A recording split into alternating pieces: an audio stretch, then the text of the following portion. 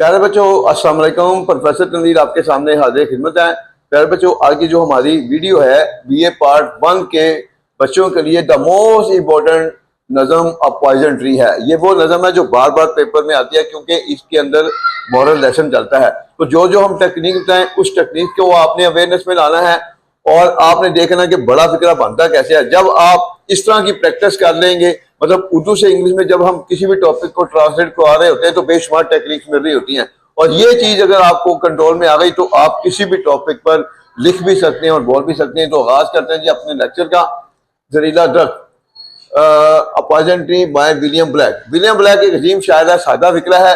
तो William Blake is a great poet. ये नज़म उसके शाराना काम का एक शाकार है, ये भी सादा फिक्रा है। ये नज़म इसमें सजा, this poem is a masterpiece of his poetic work. ये नज़म उसके शाराना काम का एक शाकार है। इस नज़म में वो हमें अपने जाती तजर्बे के बारे में बताता है। इस नज़म में फ्रेज है इन दिस पोएम कॉमन लगाकर वो हमें बताता है present definite he tells us. इजाफी चीज क्या आई?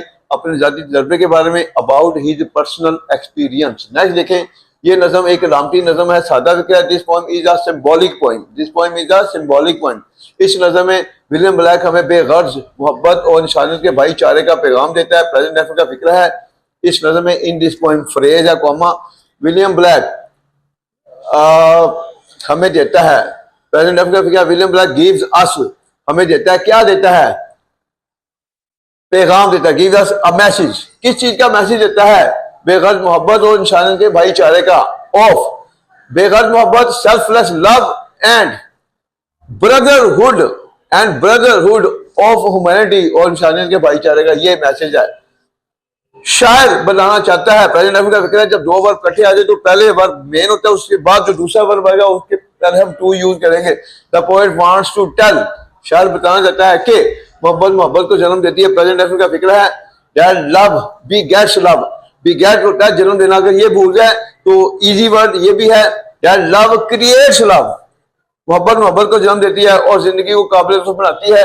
And makes life enjoyable. तो इसके बाद अगर हम इसमें एक और लाइन का इजाफा कर ले तो कमाल का फिक्रा बन जाता है।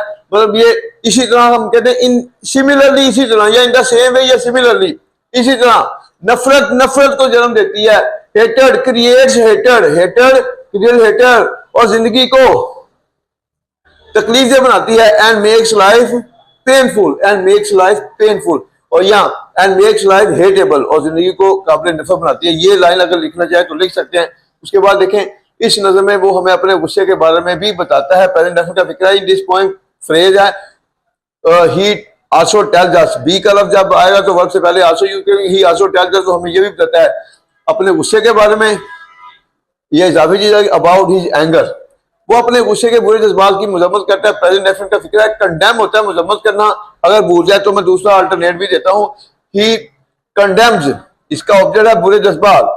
ही condemns evil passions of anger, his anger. अगर कंडेम भूल जाए तो ही डिसलाइक्स भी कह सकते हैं।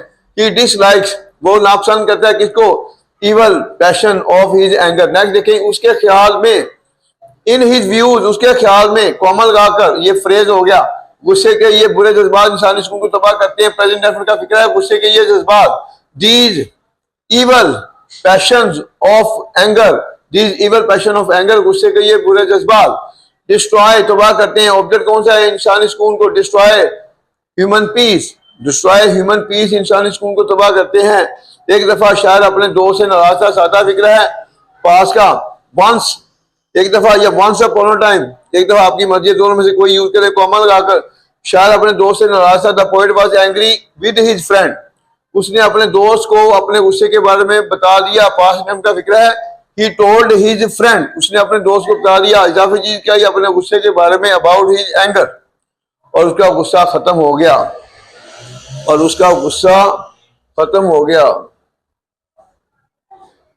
And his anger disappeared, past definite. एक दफा वो अपने दुश्मन से नाराज था, पास्ट का सिंपल।